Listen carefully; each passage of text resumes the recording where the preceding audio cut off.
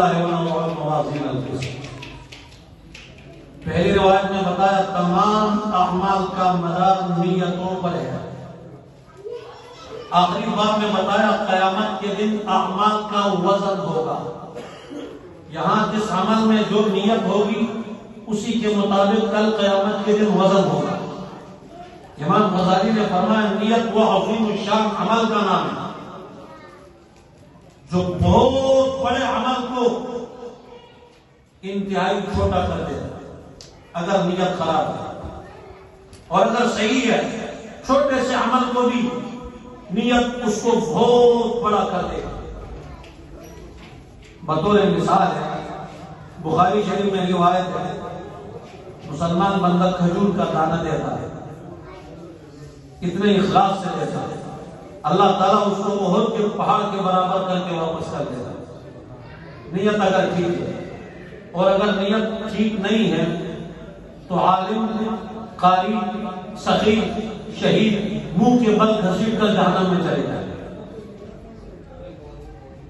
علم کتنا بڑا عمل، قرات کتنا بڑا عمل، سخاوت کتنا بڑا عمل، شہادت کتنا بڑا عمل، لیکن نیت خراب ہو.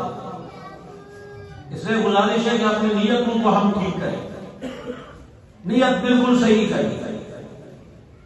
بخاری شریف کے درمیان میں بھی ایک روایت ہے الناس یبعثون علی نیاتہم، انسانوں کا حشر قیامت کے دن نیتوں کے مطابق ہو. ہر بندے کا حشر اس کی نیت کے مطابق.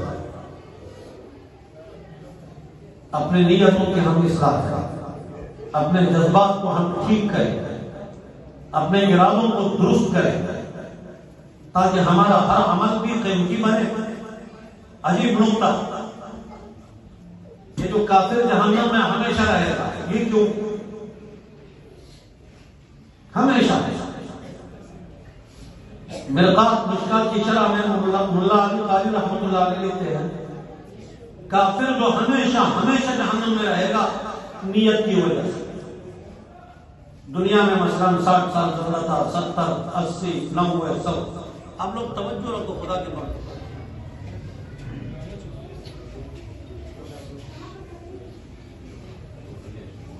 دنیا میں 60، 70 سال گزرا، 80، 90 سال رہا، لیکن جہنم میں تو ہزاروں سال ہمیشہ ہمیں. یہ کیوں؟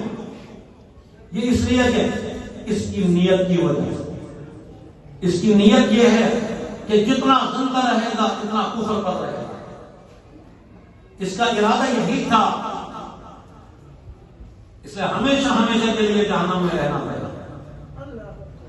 آپ کو پتہ ہے کہ جب مسلمان بندہ رات سوتے وقت تہجد کی نیت کرے، بر وقت سو جائے، سنت کے مطابق سو جائے اور تہجد کے لیے نہ اٹھے، تو پھر بھائی اس کو تہجد پڑھنے کے برابر اللہ پاک فری میں اجر و ثواب بتاتے ہیں. کیوں؟ اس لیے کہ نیت ٹھیک. نیت جو آدمی ٹھیک ہے. کسی کتاب کی روایت ہے، مشہور حدیث ہے، ایک بندے نے 99 افراد قتل کیا، پھر سوچا کہ میں توبہ کروں، پتہ نہیں توبہ قبول ہے.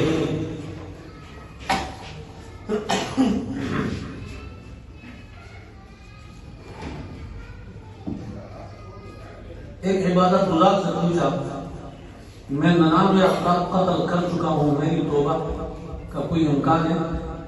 اس نے کہا تیری کوئی توبہ قبول نہیں ہوگی، تو بڑا قاتل ہے. اس نے وہیں پر اس کو بھی قتل کیا، 100 پورے کرے. پھر کسی عالم دین سے اس سے پوچھا کہ میں 100 بندے قتل کر چکا ہوں، میرے لیے توبہ کی کوئی گنجائش ہے؟ تو عالم ہوتا ہے. اس نے پہلے جواب دیا ہاں، دوسرا نسخہ بھی بتا دیا کہ توبہ پر قائم تب رہوگے جب نیک لوگوں کے ماحول میں چلے جائے. اس ماحول کو چھوڑ دو، وہ فلاں بستی میں نیک لوگ رہتے ہیں وہاں چلے جاؤ تاکہ تم توبہ پر قائم رہ سکو. بحمداللہ ہمارے علماء لوگوں کو فری میں علاج بتاتے، اتنے بڑے علاج بتاتے، اتنی بڑی بیماریوں کا حل منٹوں میں بتا دے. بغیر فیس لینے کے بتا دیں. جاؤ آقا خان اسپتال میں، ڈاکٹروں کے نام پر کتنے بڑے ڈاکو بیٹھے ہوئے ہیں، کتنی بڑی سطح پر فیس لیتے ہیں اور انسانوں کو لوٹتے ہیں اور خون چوستے ہیں اور انہیں شرم بھی نہیں آتی. جاؤ ریاست میں بڑے اسپتالوں میں، غریب کا تو علاج ممکن ہی نہیں. جاؤ آقا خان اسپتال میں جو اسلام ٹرسٹ تھا، وہ تو ایک فلاحی ادارہ تھا. ہماری مسجد کا ایک نمازی بیمار ہوا، وہ لاک ڈاؤن کے دنوں میں کورونا وائرس پتہ نہیں ایک قوم تھا کیا تھا، 6 دن کے اندر 52 لاکھ کا بل بنایا اور اس کی علاج کے لیے. اتنے بڑے ڈاکو. سلام علماء کو، آپ کی بڑی بڑی بیماریوں کا علاج بتائیں، ہمیشہ ہمیشہ کامیابی کا حل بتائیں، ہمیشہ ہمیشہ جہنم سے بچنے اور ہمیشہ ہمیشہ جنت کے وارث بننے کا گر اور طریقہ آپ کو سمجھائیں گے اور بغیر فیس کے بتا دیں گے. در فیض محمد واہ آئے جس کا جی چاہے، نہ آئے آتش دوزخ میں جائے جس کا جی چاہے. مریضان گناہ کو دو خبر در فیض محمد کی، بلا قیمت دوا ملتی ہے آئے جس کا جی چاہے. بغیر فیس اور بغیر پیسوں کے. اس عالم نے بتایا بھائی ادھر چلے جاؤ، توبہ پر قائم رہو گا. یہ بندہ نکلا، راستے میں آدھے راستے تک نہیں پہنچا تھا کہ پہلے موت آئی. اب غور سے سننا، دونوں قسم کے فرشتے آئے، رحمت کے بھی عذاب. عذاب والے کہنے لگے اب تک توبہ کر نہ سکا، ہم لے جائیں گے.